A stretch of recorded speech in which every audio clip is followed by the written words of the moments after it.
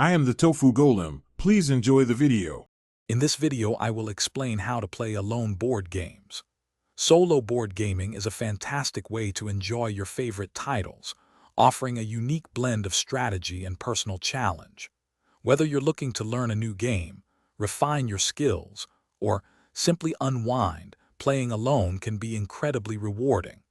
We'll cover everything from understanding solo modes to enhancing your overall experience, ensuring you get the most out of your solo sessions. Solo modes come in various forms, each offering a distinct experience. Many games include an automa system, which acts as an automated opponent, mimicking player actions and decisions. Other solo variants might challenge you with a specific puzzle to solve or a target score to achieve.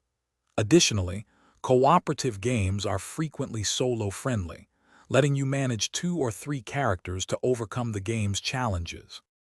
Setting up a solo game requires careful attention to the specific solo variant rules, which might differ from multiplayer setup. Once ready, organize your components neatly to maintain a clear overview of the game's state. During play, concentrate on the game's objective, whether it's achieving a high score or completing a mission. Plan your moves several turns ahead to maximize efficiency and strategic advantage.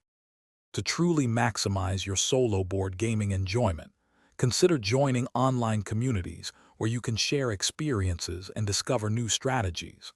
There are thousands of solo-friendly games available, so explore new titles and expansions to keep your sessions fresh.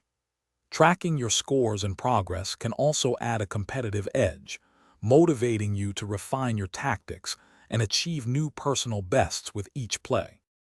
Thanks for watching. Consider subscribing if we helped you today.